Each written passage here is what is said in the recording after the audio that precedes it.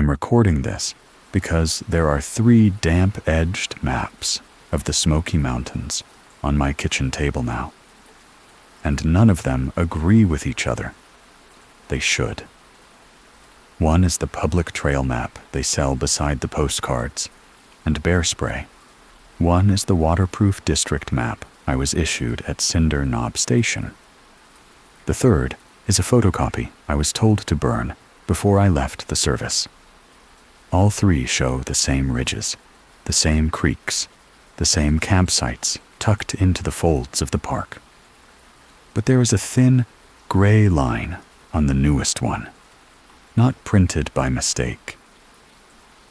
No label, no mileage, no difficulty rating, just a faint route between 2 official trails marked with a footbridge symbol that was not there when I was hired. I know because I checked maps for a living. I checked trailheads, closure notices, campsite permits, search grids, and visitor handouts. Rangers are trained to explain things clearly. We do not like mystery. Mystery gets people lost. Mystery leaves families under fluorescent visitor center lights, holding dead phones, asking why someone has not come down from a trail that should have taken 4 hours. The Park Service has language for almost everything. Washed out bridge, bear activity, unauthorized campsite, weather delay, search suspended pending new information. But there was one trail we were not allowed to close, because officially it did not exist. We were not allowed to mark it. We were not allowed to correct anyone toward it. Most of all, we were not allowed to name it. When I first heard that rule, I thought it was one of those mountain habits people dress up as policy because they are embarrassed to admit they are afraid. I was new, broke, and carrying the kind of guilt that makes a man believe one more search could fix the one he failed. So I did what rookies do. I tested the boundary quietly. I said the name once, not into the radio, not in front of another ranger, just under my breath, with wet gravel under my boots and the generator humming behind the station wall. The forest did not roar. The lights did not go out. For a moment, nothing happened. Then my handheld radio clicked open by itself, and a dead man's voice repeated it back to me. That was when Cinder Knob stopped feeling temporary to me. Before I tell you what name I said, you need to understand why I thought saying it would not matter. Rules only have power when people agree to obey them. That was what I believed then. A trail without a name was still dirt, roots, switchbacks, rainwater, and stone. A sign without letters was still wood. A radio was still metal and plastic clipped to my belt. Then it clicked open. Not with the harsh burst of normal static, not with the clipped tone of dispatch. The sound was soft, almost careful, like someone had pressed transmit with 2 fingers and waited for the room to listen. The voice that came through was male, older, and calm. The kind of voice I would later hear on an archived incident tape. It repeated the name exactly as I had said it. Same rhythm, same wrong pause in the middle, same quiet breath after the last syllable. For 1 second, I thought the radio had picked up my own voice and thrown it back at me. Echo happens in the mountains. Signals bounce, equipment fails. Scared men reach for explanations before they reach for prayer. Then the voice added, "You finally found it, Cole." Nobody at Cinder Knob called me Cole yet. The station had my full name in the employee file, but I had only been there 3 days. To the other rangers, I was Nathan, the temp, the SAR support guy from Knoxville, who kept his boots clean and his questions direct. The man on the radio used my last name like he had known me long enough to be disappointed. I stood behind the station with rain ticking on the roof tin.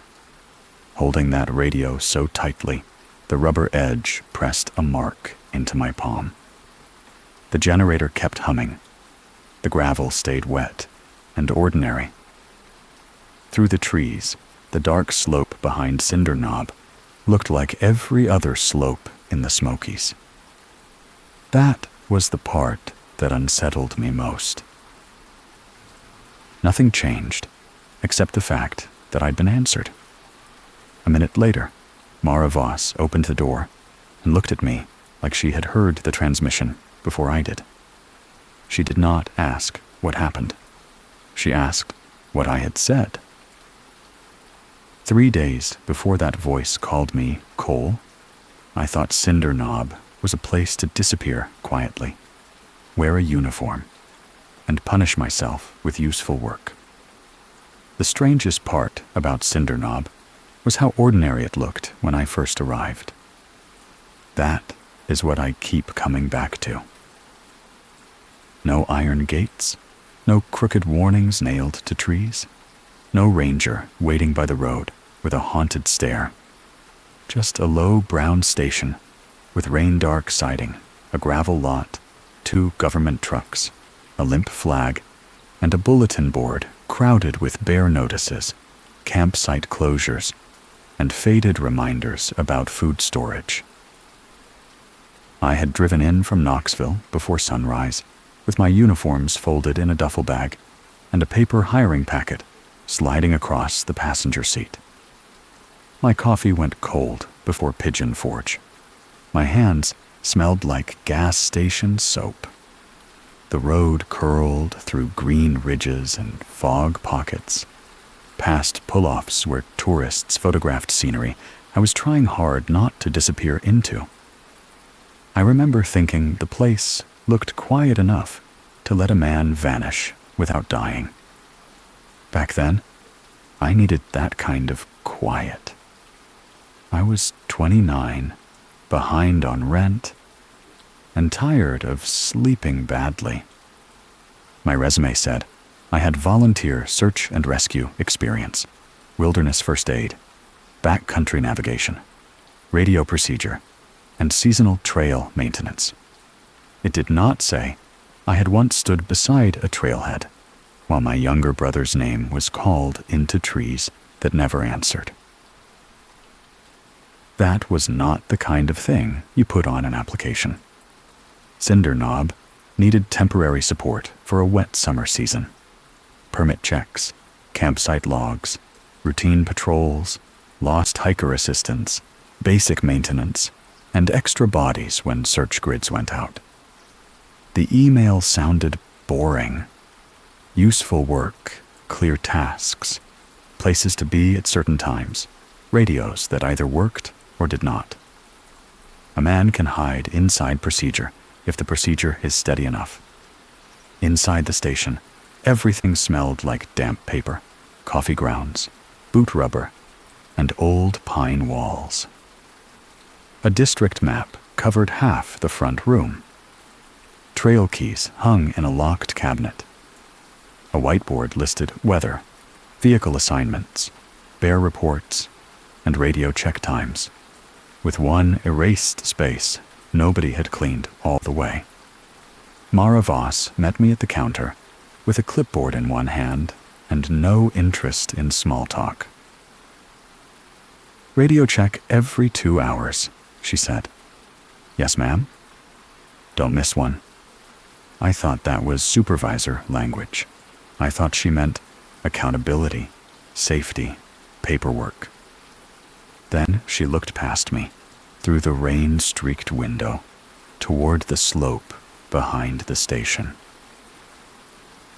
And if a visitor asks you what trail they're on, and you can't find it on that board, she said, send them straight to me. I understood what Mara meant 4 hours later, when the first visitor unfolded a wet map on the counter and asked why one trail had no printed name. The question landed harder than it should have. Until then, the day had been ranger work. I rode with a maintenance tech named Daryl to check a washed-out step near an overlook. We moved a fallen limb off a connector trail, tightened a loose campsite sign, and told a couple that sandals were not backcountry footwear. The forest smelled clean and soaked. Wet pine, leaf mold, and cold stone. Sunlight kept breaking through in strips, pretty enough to make every warning feel dramatic. Then the radio reminded me where I was. Static came in low between transmissions, constant enough to keep my attention on my belt. Every time we dropped into a hollow, dispatch thinned to syllables. Daryl would stop walking, lift his chin, and wait until the ridge gave the signal back. "Bad pockets out here," he said. I nodded like I understood, but his eyes kept going to the slope behind mile marker 7, like he was counting something I could not see. Back at the station, the afternoon briefing looked routine.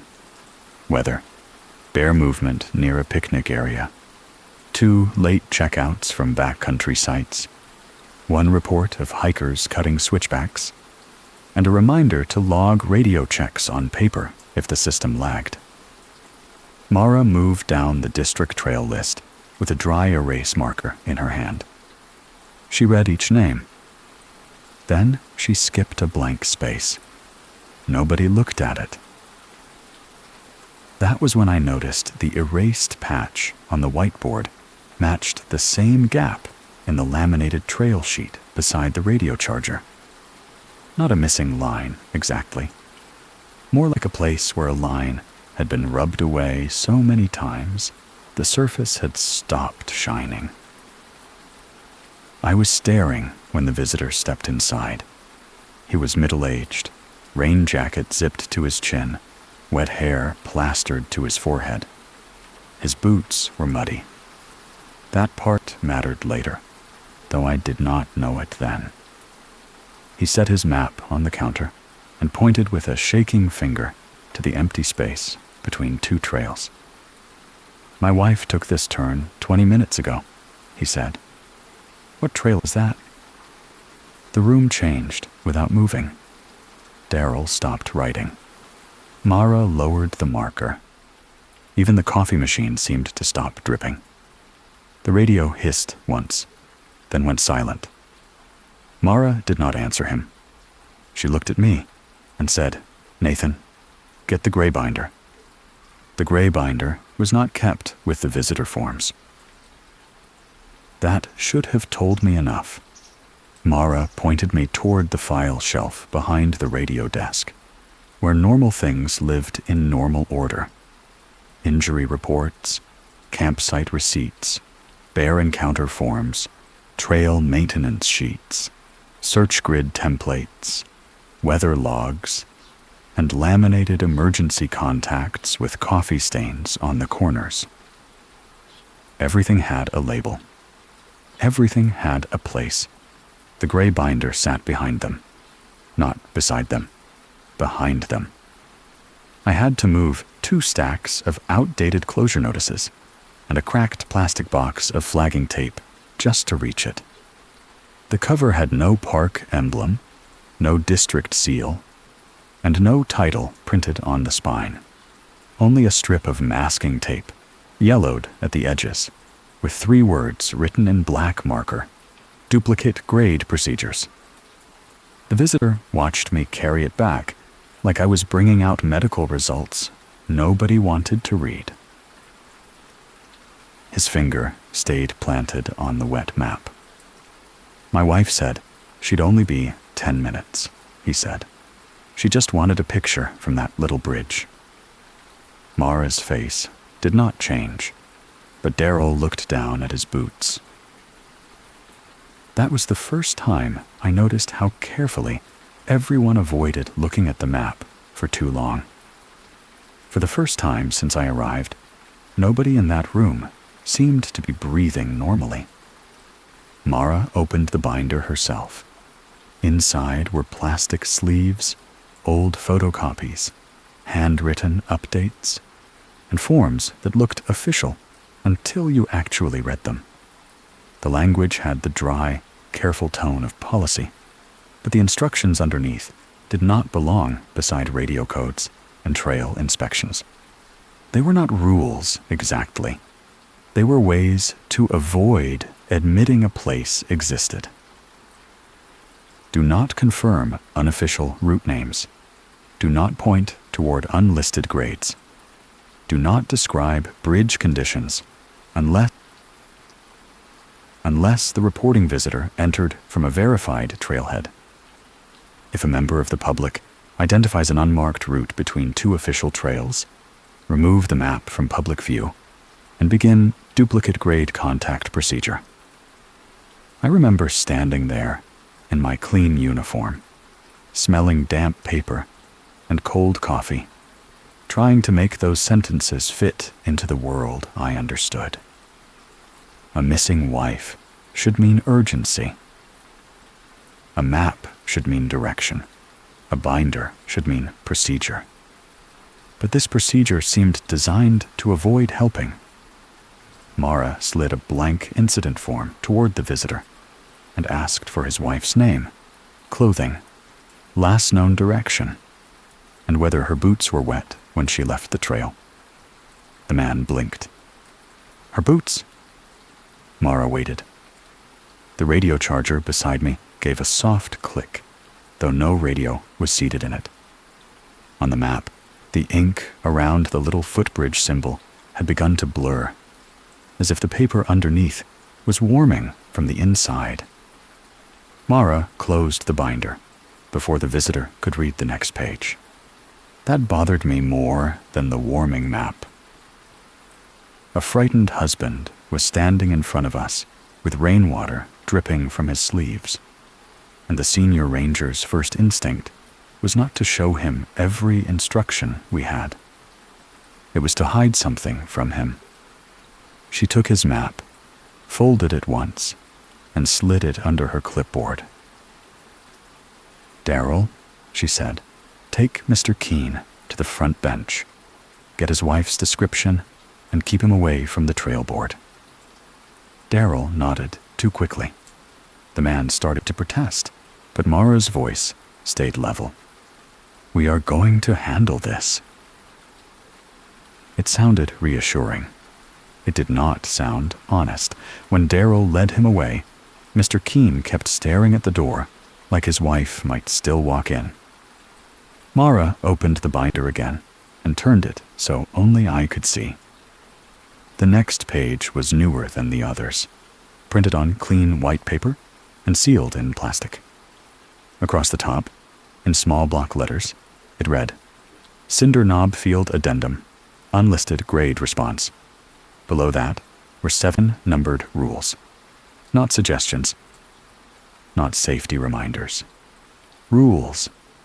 Never write, speak, radio, or type a name for the grade between mile marker 7 and the dead chestnut snag. Log all references as duplicate grade or maintenance obstruction. If a blank trail sign faces uphill, turn it downslope once. Do not check the back. If the post feels warm, leave before fog reaches your knees. On the unnamed grade, count bridges, not miles. After the second bridge, any third bridge with dry boards is not crossing water. By the 4th rule, I had stopped pretending these were maintenance notes. If someone asks, "What trail is this?" do not answer unless their boots are wet. If orange tape appears in pairs on mountain laurel, remove only the lower tape. After 5:17 p.m., do not follow your own boot prints uphill. If a missing person calls you by a childhood nickname from beyond a white footbridge, do not cross until another ranger says your full legal name over the radio. I almost laughed, the way people do when fear arrives wearing paperwork. Mara watched my face. Curiosity is the first mistake, she said. I looked toward the front bench, where Mr. Keene sat twisting his wedding ring. What was her name? I asked. Mara did not answer. Instead, she looked at the employee file beside the radio and said, "What did your brother call you when you were kids?" Outside, rain tapped the windows like fingers asking to be let in. I did not answer Mara that afternoon. I told myself the question was another way to scare the new guy. Rangers tested rookies. Supervisors pressed where they saw weakness. A woman was missing. A husband was shaken. And I refused to believe the important detail in that room was what my brother used to call me when we were kids. So the next morning, I did what I understood. I went to work. My first official patrol stayed on marked ground. Mara assigned me a simple loop with Daryl. Check a campsite box, clear 2 blowdowns, confirm washed steps, and replace faded bear warning at a junction where tourists kept cutting toward a creek. Nothing about it felt secret. The Smokies were almost offensively beautiful that morning. Fog lifted out of the hollows in slow white folds. Water tapped through leaves. The trail smelled of wet bark, black soil, and crushed fern. Every few minutes, sunlight broke through hard enough to make the rhododendron shine. It was the kind of place people trusted, because it looked too alive to hide anything dead. Daryl moved like a man who had done this work for years and knew what not to notice.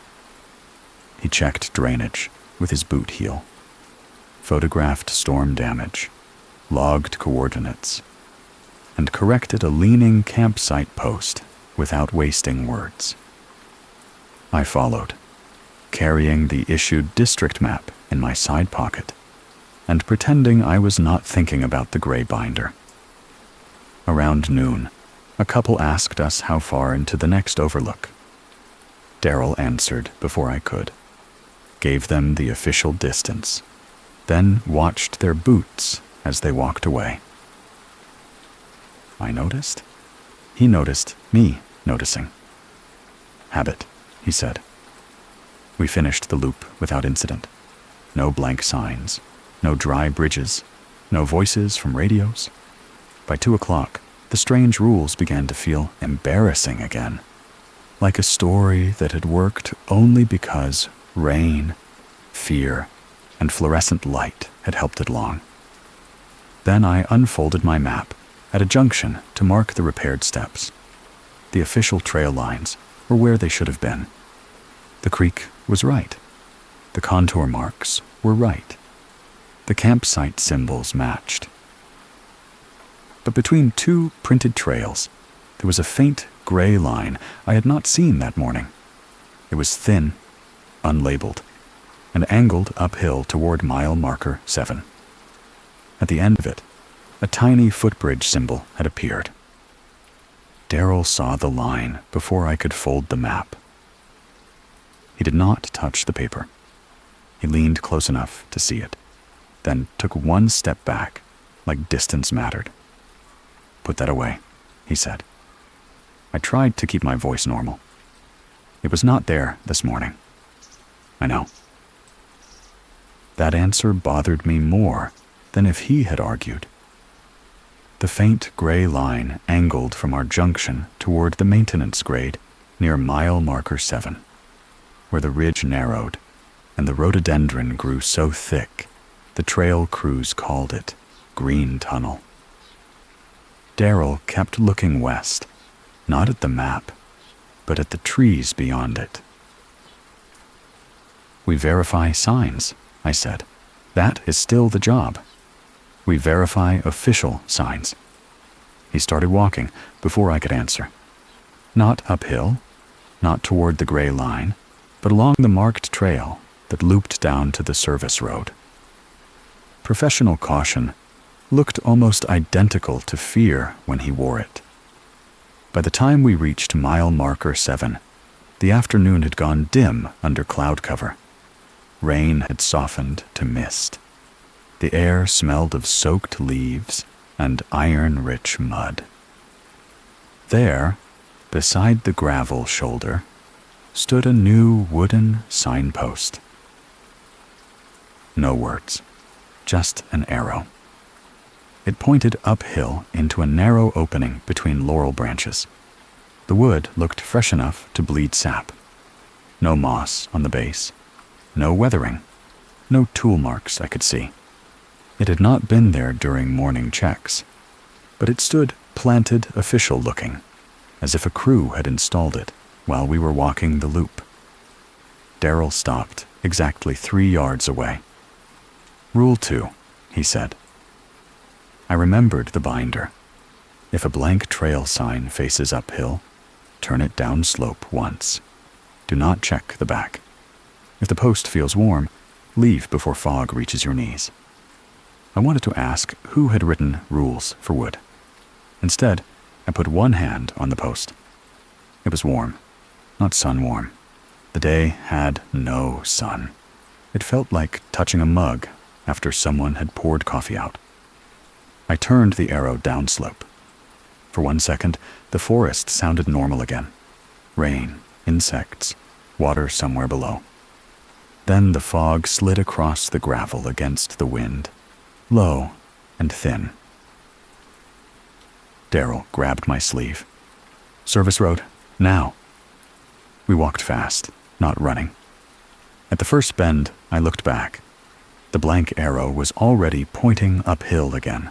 Darrell did not let me look at it twice. He kept one hand locked around my sleeve until the bend hid the signpost behind wet laurel and gray trunks. Only then did he let go. His breathing stayed controlled, but his jaw worked like he was chewing words he had decided not to say. "Log it," he said. "As what?"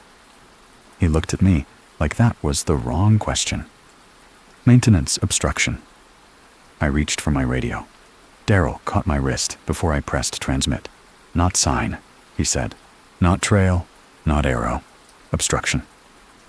The difference felt ridiculous until I remembered the first rule.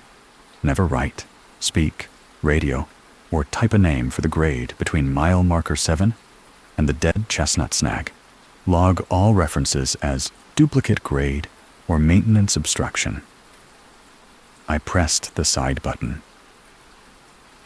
"Cinder Knob, this is Cole with a maintenance obstruction near mile 7, requesting notation and return instructions." Static answered first. Then Mara's voice came through, thin but clear. "Cole, confirm you are on official trail." I looked at Darrell. He nodded once. "Affirmative," I said. The radio hissed. A second voice opened underneath hers. Male, older, calm. "Negative," it said. "He found the one you erased." Darrell's face changed. Not fear, exactly. Recognition. For a second, I understood that the name had not scared him. Hearing it spoken where it could answer had. He stepped back from me so fast, his heel slid in the mud.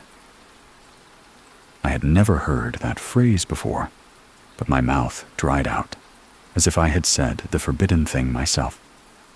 Mara's voice cut in sharply. "Cole, do not repeat transmission content." "I didn't," I said. "Do not repeat it." The fog moved higher. A minute earlier, it had crawled over the gravel shoulder. Now it wrapped around our boot tops in a pale band, moving against the slope instead of settling with it. The service road behind us looked close. Too close. We had walked farther than that. I knew we had. Darrell turned, scanning the marked trail we had used to reach the road. "Where's the junction?" I asked. He did not answer. The trail marker we had passed 10 minutes before stood 20 yards away. rain dark and official, as if the forest had quietly folded the distance behind us while the radio was open. Mara came back, lower now. Cole, return by service road only. Keep Darrell in sight. Do not look for mile 7 again. The radio clicked once more. The dead man's voice whispered, "Too late." We had not made it far down the service road when the woman suddenly appeared ahead of us. Not walked out, appeared. She stood between two slick tulip poplars with her hands tucked inside the sleeves of a yellow rain jacket, watching us like she had been listening for our footsteps before that bend. Rain threaded through the leaves around her. None of it seemed to touch her face. At first, my mind tried to make her normal. Lost visitor. Wrong turn. Maybe Mrs. Keene somehow. Maybe she had crossed from the Overlook Trail and come out ahead of us by accident.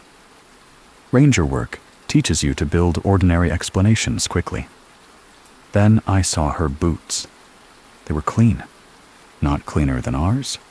Not just protected or tucked under good rain pants. Clean in a way that did not belong to that road.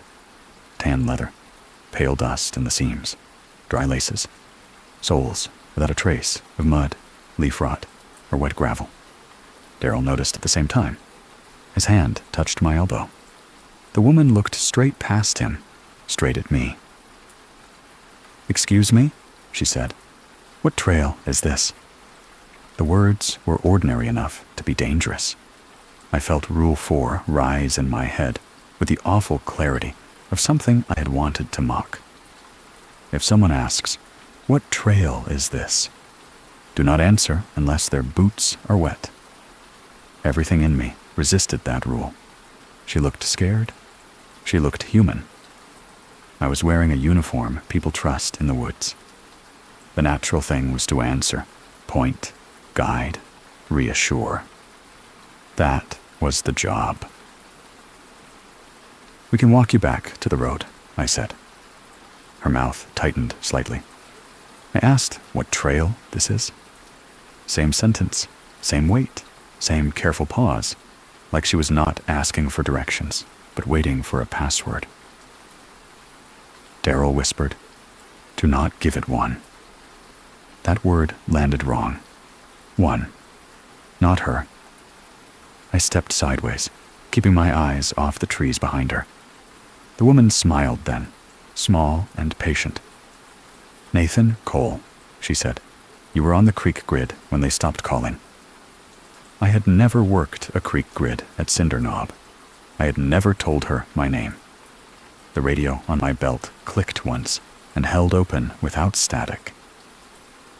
Behind her, through the laurel, a narrow wooden bridge crossed a bed of dry stones. In the middle of the boards sat a child's red backpack. Darrell stopped so hard, I almost walked into his back. For a moment, the woman in the yellow jacket was not the worst thing in front of us. The bridge was. It sat beyond her, through the laurel, narrow and pale, made of unfinished boards that should have been slick with rain. There was no creek beneath it, no wash, no trickle, just a shallow bed of dry stones, gray leaves, and black roots twisting through dirt that looked untouched by water. The Smokies are not dry country. Even in summer, the ground remembers rain. Water seeps from rock faces, hides under moss, gathers in tire ruts, and runs under bridges you forget to notice. A dry bridge, after 2 days of rain, was not a feature. It was an answer to a question nobody should have asked. The red backpack sat in the middle of the boards. Small, child-sized, one strap twisted. A plastic keychain hung from the zipper, shaped like a bear. It rocked once in the airless space, though the branches around it stayed still. Every part of my training moved toward it. Missing child indicators are not decorative. You mark location. You assess scene safety. You call it in. You preserve evidence, if possible. You do not stand on a road and stare while a pack sits abandoned less than 30 yards away. I reached for my radio. Daryl caught my wrist again. No, that could be real. That is the point. The woman behind us laughed softly. Not loud, not cruel, almost patient. I looked at the bridge and remembered the third rule from the binder. On the unnamed grade, count bridges, not miles. After the second bridge, any third bridge with dry boards is not crossing water. It is crossing a request. I had not counted any bridges that day. That made it worse. The rule did not say third bridge after you noticed. It did not say third bridge after you believed. It said count bridges. The trail had been keeping a number whether I had or not. A white blaze marked a tree just beyond the far end. Fresh paint on wet bark. Official shape, unofficial place. A ranger's worst kind of contradiction. I thought of Mr. Keene sitting at the station, twisting his wedding ring. I thought of my brother's name being called into trees years earlier, while adults searched with radios and flashlights, and too much hope. Behind us, the woman stopped laughing. Daryl whispered my name once, but it sounded more like a warning than a call. Then the backpack shifted again. The zipper opened by one tooth. From somewhere beyond the dry bridge, a child whispered, "Mr. Ranger?" The worst thing a child's voice can do in the woods is sound tired, not terrified. Tired. Terror gives you distance. Terror lets you believe the person is still fighting, still moving, still capable of being found if you move fast enough. But tiredness means they have already spent everything. It reaches the part of you that does not care about rules, radio checks, or scene safety. "Mr. Ranger?" The child whispered again. The voice came from beyond the bridge. Not from the backpack. Not from the woman. From somewhere past the white blaze, where the laurel closed over the trail like fingers folding shut. I took one step without deciding to. Daryl caught my pack strap. "Nathan." The way he said my name made me stop. The yellow jacket woman stood behind us on the service road, quiet now, watching with the patience of someone waiting for water to boil. Her clean boots had not shifted. Rain beaded on the shoulders of her jacket, but her face still looked dry. The child coughed. Small, weak, real. "Please," the voice said. "I can't find my mom." Mr. Keene's wife, the missing woman, the wet map, the little bridge. My mind tried to connect the pieces into a rescue, because that was easier than standing still. I looked at the backpack again. The bare keychain had turned, showing the backside of the plastic tag. There were words written there, in black marker. Not a child's blocky handwriting, not a parent's neat label. I knew that handwriting. Eli had written like that when we were young, letters leaning hard to the right, the tail of every Y dragging below the line. "Nate, wait up."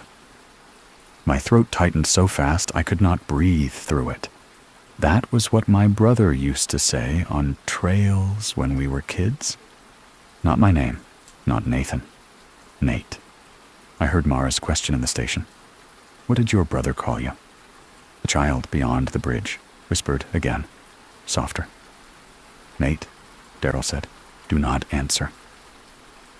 I wanted to hate him for it.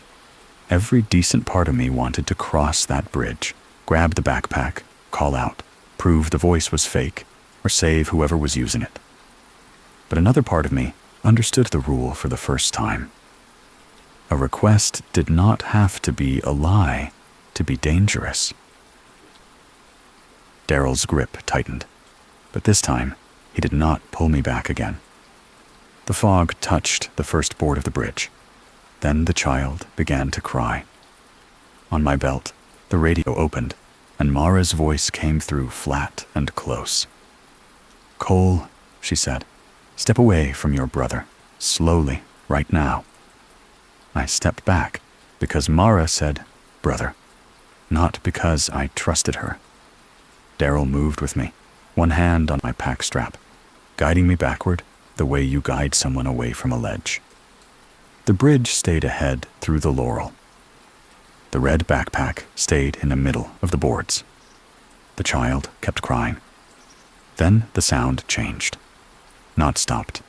Changed. The crying thinned into static, and the static became my radio, hissing against my hip. "Cole," Mara said, "keep moving." I did. The yellow jacket woman watched us until the service road curved between us and the bridge. The last thing I saw was her clean boot lifting from the gravel, as if she wanted to follow but had not been invited. Daryl did not speak until we reached the truck. At the station, Mara met us outside in the rain with the gray binder under her arm. She looked at my face first, then my boots, then the radio. "Inside," she said. I expected anger, a report. What I got was a towel, black coffee, and 10 minutes of silence, while Mara stood by a map wall with her hands flat on the table. Finally, I said, "You knew it would use Eli." Mara did not ask who Eli was. That told me enough. "We do not know what it uses," she said. "We know what works." That is not an answer. No, it is the only honest part. She opened the binder to the addendum and tapped the first rule. "We lie because truth gives it structure. A name gives it a handle. A sign gives it direction. A map gives it shape. A radio call gives it a listener. A witness gives it a way back." Rain ticked against the windows. I looked at the district map, at all those official lines printed in safe colors. "You are telling me the trail gets stronger when people notice it?" "I am telling you, attention behaves like trail work out there," Mara said. "Every person who describes it clears brush. Every report lays gravel. Every rescue attempt cuts another switchback." I had spent years believing attention saved people. Now she was telling me attention built roads. That thought made me cold. I thought of Mr. Keene. His wife was still out there, unless out there was the wrong phrase. So we just leave people? Mara's jaw tightened.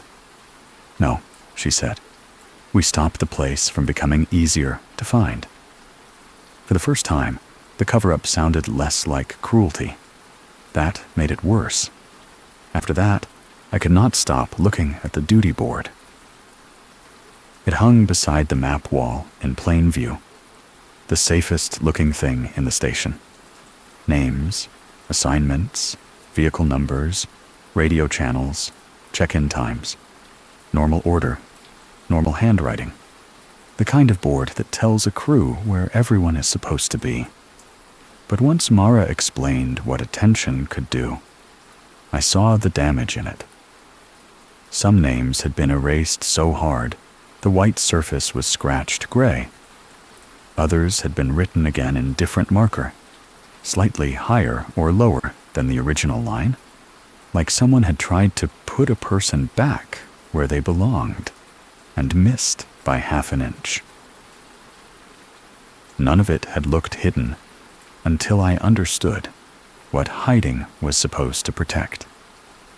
Daryl Trail Maintenance, Mara Station Lead, Cole SAR Support. Above my name, there was a pale rectangle where another name had been rubbed away. I stepped closer. Mara noticed immediately.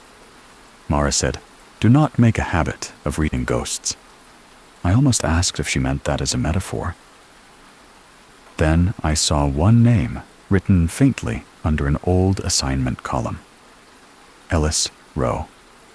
The same initials appeared lower down on a maintenance log clipped to the board, but the date beside them was from last month. The handwriting did not match the older letters. The newer Rowe was careful and blocky, like somebody copying a signature from a photograph. "He is dead," I said. Mara did not answer quickly enough. Darrell poured coffee into a paper cup and missed the rim. "Some rangers come back wrong," Mara said. "Some only come back as paperwork." The station felt smaller after that. The rain on the roof sounded too close. The radio charger lights blinked green in a neat row. The whole room looked official, organized, safe. And suddenly every form, every clipboard, every cleaned-off patch of whiteboard felt like another door someone had forgotten to lock. I looked at my own name. How did I get hired here? Mara's face changed in a way I did not like. Through normal channels. "That is not what I asked." She looked toward the gray binder. "It prefers people with unfinished searches," she said. "People who still believe the right path would have changed everything." I thought of Eli. I thought of every trail I had walked too late. Mara lowered her voice. "Your brother makes you easy to call, Nathan. Not special. Easy." That was when I started looking for the records she did not want me to find. I waited until the station quieted before I tried the lower map cabinet. Mara was in the front room with Mr. Keene, speaking in that careful voice officials use when every honest sentence might become evidence. Darrell had gone to check the trucks, though I heard no engine start. The rain gave the building cover. It hit the roof hard enough to hide small sounds. The lower cabinet sat beneath the district map, locked with a brass key I had seen Mara hang behind the radio desk. I told myself I was not stealing anything. I was looking for procedure. That sounded better than admitting I needed proof my brother's handwriting had been on a stranger's backpack. The key turned too easily. Inside were no maps, only logbooks, old ones. Cloth-bound, leather-cracked, swollen at the corners from damp air. Each spine carried the same label in different handwriting. Duplicate grade. The newest book opened to reports from that summer. Blank sign at mile 7. Unlisted bridge symbol on visitor map. Public inquiry avoided. No route confirmation given. Names were reduced to initials. Locations became maintenance language. Fear had been translated into paperwork until it almost looked harmless. Almost. I turned pages faster. The dates reached backward through years, then decades. Families vanished near the same dead chestnut snag. Search teams reported a third bridge over dry stones. Hikers asked what trail they were on while their boots stayed clean. Radios received voices from units retired before the rangers holding them were born. Every pattern from the binder was there. Not legend, record. And records, I was learning, could still bleed through time. The older the entries got, the less stable the writing became. Ink faded from certain words while staying dark around them, leaving pale wounds in sentences. Some pages had been cut out with a blade. Others had been taped back in upside down, as if the book itself had rejected where they belonged. I lifted my phone to photograph one entry. The screen showed the open logbook, the cabinet, my hand, and nothing on the page. No ink, no lines, just blank paper glowing under fluorescent light. Even my thumbnail looked pale on the screen, like I was holding evidence from another cold room. I lowered the phone. The words returned. That was when I understood why Mara kept records on paper, and why paper still failed. Near the back of the oldest log, one entry had not faded. It was written in a hard, narrow hand beside the name I had seen on the duty board, Ranger Ellis Rowe. Under his name was one sentence. I wrote the trail's name today, so they would have to investigate. Ellis Rowe's entry did not sound frightened. That made it worse. I expected madness in the old log, shaking handwriting, broken sentences, a man losing his grip on the job one line at a time. Instead, Rowe wrote like every ranger I had ever respected, clear, tired, angry, and certain he was doing the right thing. He had been at Cinder Knob in the late 70s, before the gray binder, before duplicate grade language, before everyone learned to file fear under maintenance. His notes described 3 lost hikers, 2 search delays, 1 supervisor who refused to approve a broader grid, and a route locals mentioned only by gesture. Never in writing. Never twice the same way. Rowe hated that. I could feel it in the pressure of his pen. He believed silence had become cowardice. He believed unnamed hazards killed people because nobody important had to admit they were there. So he wrote the forbidden name on a public closure notice and pinned it to the visitor board beside bear warnings and weather advisories. By morning, the notice had been copied. Not by staff. The same wording appeared on trailhead kiosks miles apart, typed in the same crooked alignment as Rowe's original. By the 3rd day, visitors were asking for the route by name. By the 5th, a thin connector line appeared on public maps, printed cleanly enough that nobody thought to question it. Official enough to trust. Wrong enough to follow. The next pages changed tone. Rowe described hikers walking toward Mile 7, with picnic bags, cameras, and children on their shoulders. He described a white footbridge where no creek had ever been surveyed. He described searchers hearing their own dispatch calls ahead of them, spoken in voices belonging to men still standing beside them. Then came the incident tape reference. Unit 4, A. Rowe's radio. Final transmission archived. I found the transcript folded behind the page. The words were plain. Rowe. I named it because you would not look. Unknown. Thank you for making a road. There was no scream in the transcript, no panic, just that terrible gratitude waiting. After that, Ellis Rowe was listed as missing for 6 days. Then his signature appeared on maintenance forms. The forms were dated after his search was closed. Then his voice began answering radios. I stared at the paper until the room seemed to tilt around me. The dead man from my radio had not been calling from nowhere.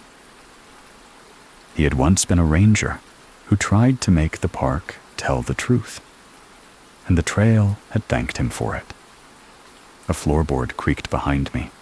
Mara said, "Now you understand why I told you not to read ghosts." Mara took the transcript from my hand and looked toward the station computer. The old disaster happened on paper, she said. Paper was slow enough to fight. Before I could ask what she meant, the printer behind the radio desk woke by itself. Not the radio, not the charger. the printer. It clicked, warmed, and fed out one white sheet with the calm little sounds of office equipment doing exactly what it was built to do. That made it worse. There was no growl, no flicker, no dramatic failure. Just a machine accepting a job nobody had sent. Mara crossed the room before the page finished printing. Darrell came in from the back hall at the same moment, rain on his cap, keys still in his hand. "What printed?" he asked. Mara did not answer. She pulled the sheet free, read the top line, and closed her eyes for half a second. I saw enough. Backcountry permit confirmation. Visitor name, Keene, Lisa. Entry point, Mile 7 connector. Destination, Footbridge Overlook. Status, approved. My stomach dropped in a slow, practical way. Not fear first, procedure first. Because if a permit existed, then the park system had accepted a route. A route meant access. Access meant someone could show it to a visitor without ever saying the forbidden name. The trail had learned a cleaner language than rumor. "That cannot be right," I said. Mara moved to the keyboard. Her fingers worked fast. Reservation search, name search, confirmation number, date, campsite. Nothing. The screen showed no record of Lisa Keene's permit, no payment, no entry point, no approved itinerary. The paper stayed real in her hand. Worse, the paper looked ordinary. Barcode, seal, footer, cancellation policy. Official enough to obey without thinking. Then the front door opened. Mr. Keene stepped in from the covered porch with two more visitors behind him, a young couple in rain jackets, holding their phones out like proof. They were not scared yet. That was what scared me. They still thought a reservation meant safety. "We got the same reservation," the woman said.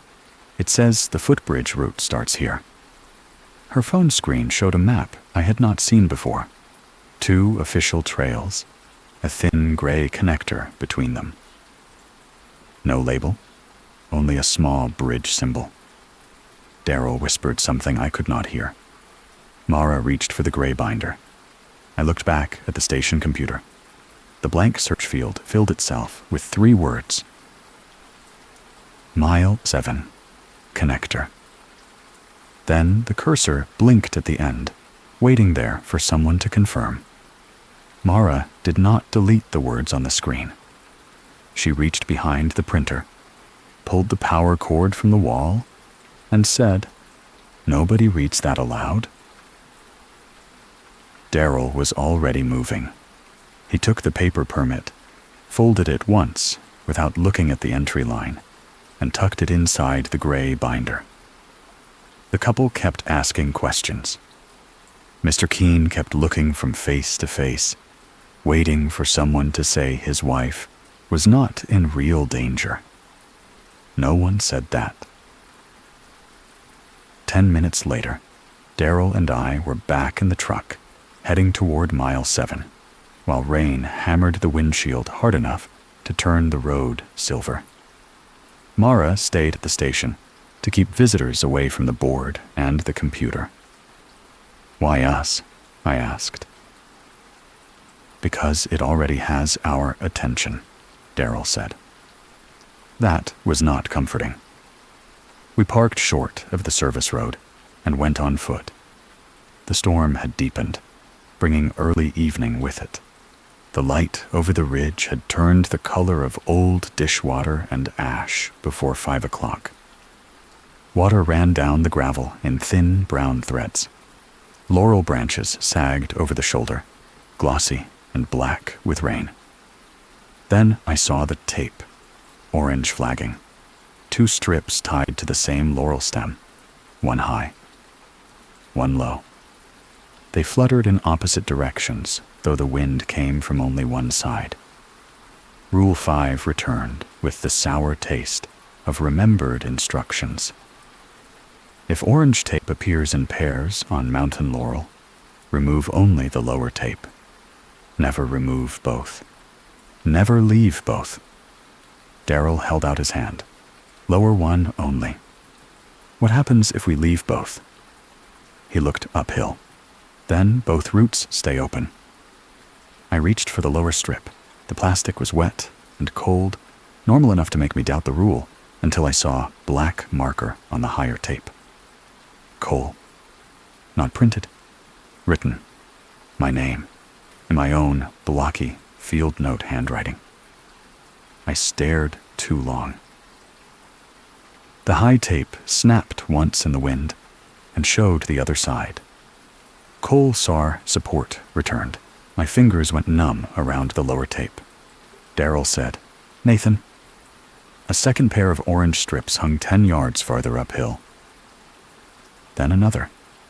Each pair marked a path that had not been there before, stepping into the laurel, like someone had planned a search grid for me. Behind us, the truck horn gave one short beep. Neither of us had touched it. Darrell whispered, Take the lower tape. Now. When I pulled it loose, the high strip stayed behind, carrying my name. By the time the truck horn sounded a second time, my own boot prints were already ahead of me. They climbed the service road through the rain, clear as a signature. My boots were still planted in the gravel beside Darrell. I could feel water soaking through my cuffs. I could feel the lower strip of orange tape balled in my fist. And still, 10 yards uphill, my tread pattern marked the mud in a neat line, leading away from us. Heel drag on the left, deep outer edge on the right. The same bad habit Darrell had corrected that morning. He saw them too. Do not follow those, he said. I knew the rule before he finished speaking. After 5:17 p.m., do not follow your own boot prints uphill. If your prints continue ahead of you, return by water, stone, or radio-guided bearing. I looked at my watch. 5:16. The minute changed while I watched it. 5:17. The air changed with the number. Rain kept falling, but the drops no longer struck leaves above us at the same time, as if the storm had lost rhythm. The truck horn went silent. Mara came through the radio in bursts, her voice chopped by rain and ridge interference. Cole, status. I pressed transmit with my thumb, shaking harder than I wanted Darrell to see. We have paired tape removed. Possible route duplication. My prints are ahead of my position. There was a pause. Not static. A pause, like the whole mountain was listening to how she would answer. Do not step in them, Mara said. Darrell, guide him by bearing. Keep him off mud. Darrell pulled a compass from his chest pocket and angled us toward the rock shelf beside the road. It should have led back down. Instead, the shelf climbed. Every safe surface seemed to tilt uphill, exposed stone, drainage gravel, roots slick with rain. The forest was not blocking us. It was offering cleaner ways to make the same mistake. Then the radio cracked again. A young man's voice came over the channel, breathless and close. Ranger Station. We're on the Footbridge route. My girlfriend fell. The permit said this was open. Darrell shut his eyes. The couple from the station. I pictured them on the porch, phones in hand, still believing reservation meant permission. Mara cut in. Cole, do not confirm route name. I heard them, I said. Do not confirm it. The boot prints ahead of me stopped, then turned. A second set faced downhill from the laurel, toe to toe with mine, as if another Nathan Cole had reached the top and decided to come back. On the right-hand print, pressed into wet clay, lay a strip of orange tape. Cole returned. Darrell whispered, We go back. But from uphill, beyond the blank sign we could not see anymore, someone screamed for help. Human. Near. Then the scream broke into my brother's voice, calling from the direction of a white footbridge. The voice did not say my name first. It said, "Nate, wait up." That was worse. My brother had never sounded like a ghost in my memory. He sounded 12, breathless, annoyed, always 20 steps behind me on family hikes because I walked too fast and pretended not to hear him. The voice coming from the trees had that exact hurt in it. Not copied perfectly, remembered perfectly.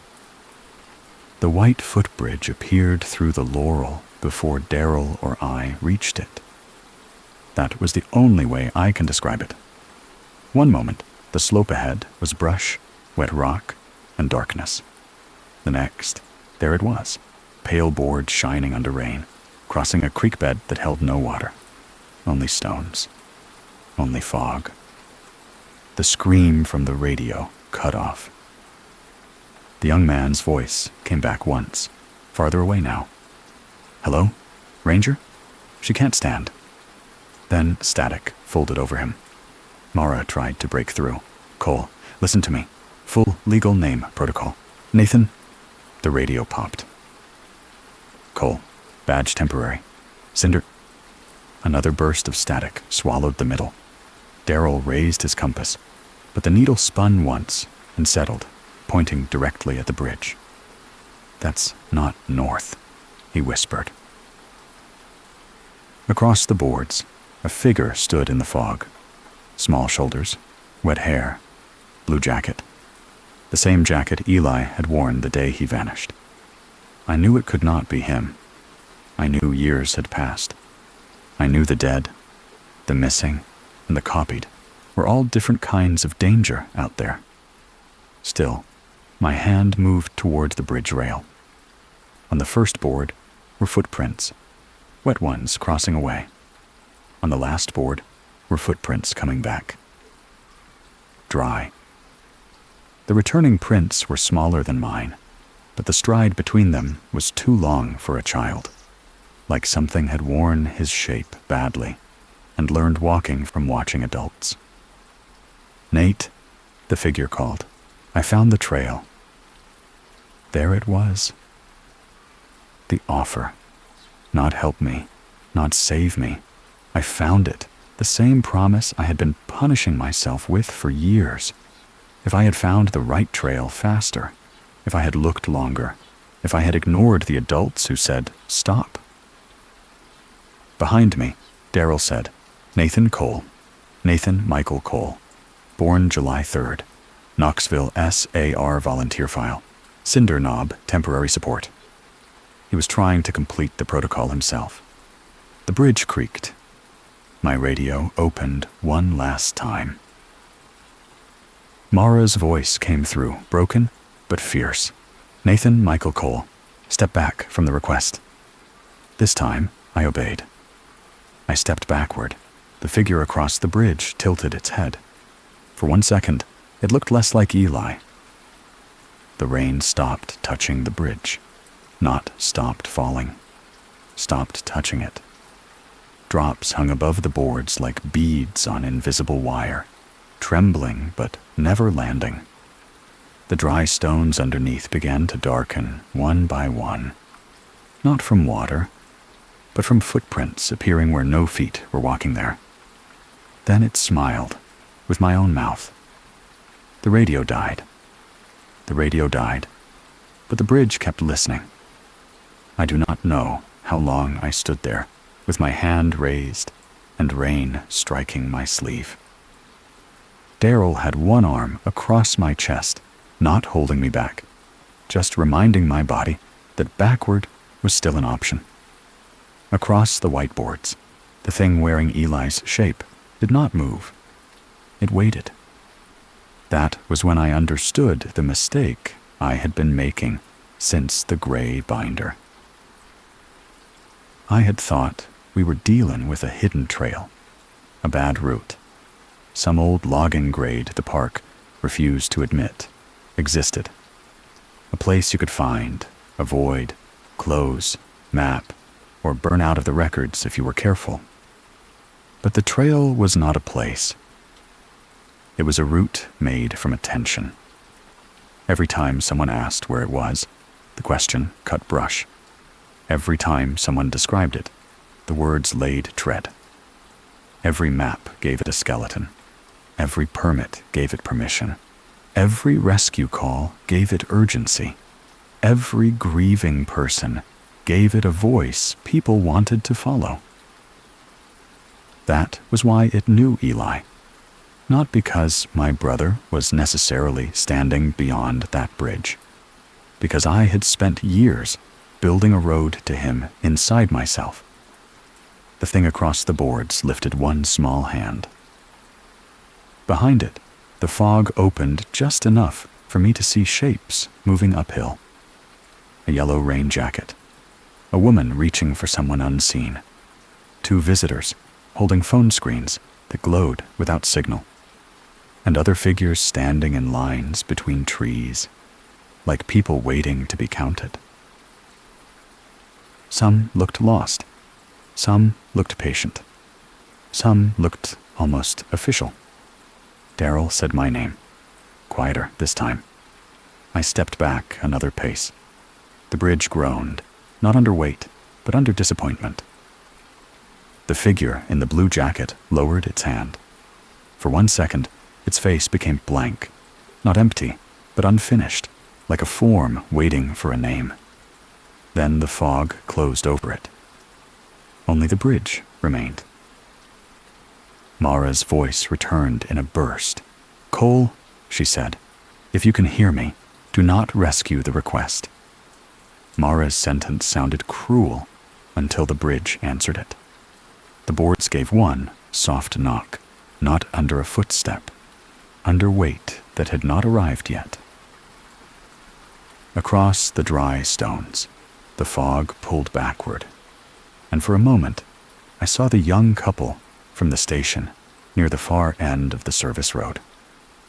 The woman was sitting in mud with one leg twisted under her. The man had one arm around her shoulders and his phone raised uselessly toward the trees. They were real. That was the worst part. Daryl saw them too. "We can reach them from the drainage cut." "Without naming it," Mara said through the radio. "Without describing it. Without answering questions." I understood then what mercy looked like at Cinder Knob.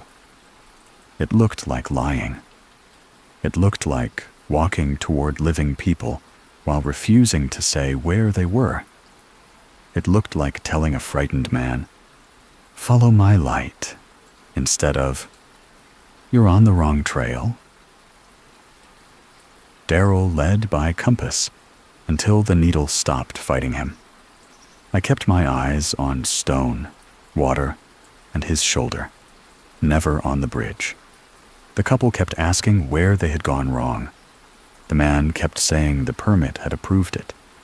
The woman kept crying from pain and fear. I gave them directions. I gave them water.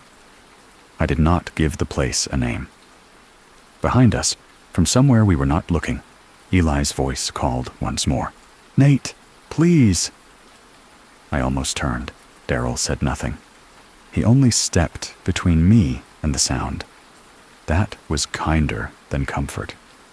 We got the couple to the truck just before dark. Mara met us halfway with the emergency kit and never asked them what route they had taken. She cut the printed permit into strips, soaked the pieces in coffee, and dropped them into the stove. Mr. Keene's wife did not come out with them. No one said that aloud. By the time we reached the station, I finally understood why refusing to name it was not denial. It was the last door we still knew how to keep closed. The report I filed that night had almost nothing in it. Weather delay, visitor injury, unauthorized movement near mile 7. returned by service road.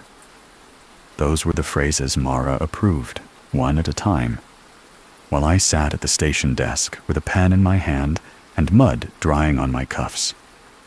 The real story waited behind my teeth. The white footbridge, Eli's voice, the dry stones, the tape with my name on it, the permit that had burned too slowly in the stove. None of it went on paper. Every blank space felt like a lie. Every written word felt worse. Mr. Keene stayed until after midnight. No one told him his wife was gone. Not like that.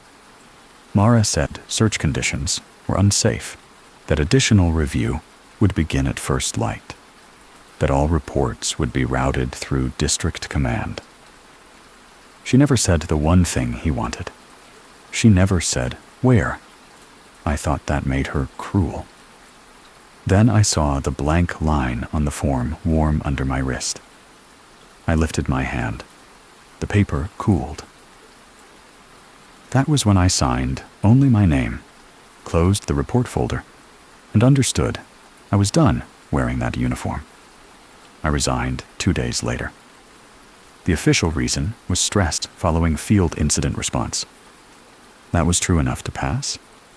I took no maps from Cinder Knob.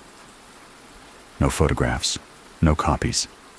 Still, months later, I started recording this because silence does not feel clean after a while. It feels like leaving people behind. I have not said the trail's name. I will not. But I worry that telling you there is a trail at all may already be another kind of map. 3 months after I resigned, I drove back to the Smokies as a visitor. That was the lie I told myself.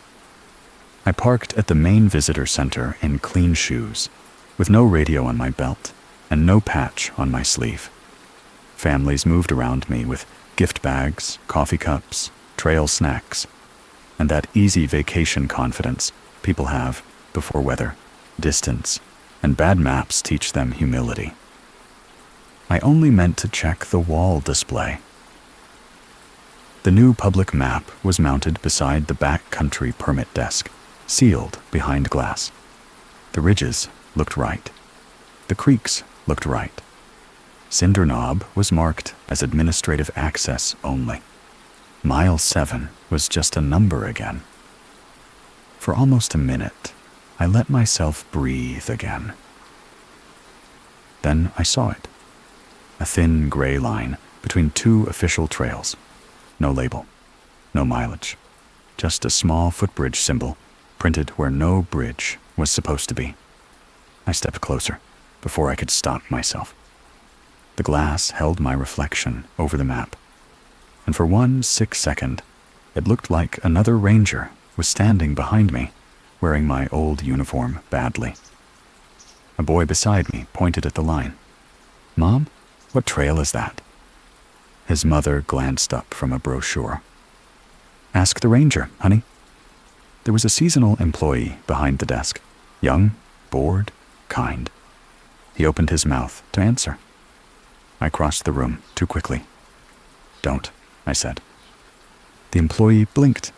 The mother pulled her son back. Everyone looked at me like I was dangerous. Maybe I was. I walked out without explaining. At the door, I glanced back once. The boy was still staring at the map. And under the visitor center lights, behind the glass, the paper around the little footbridge had begun to darken, warm from the inside.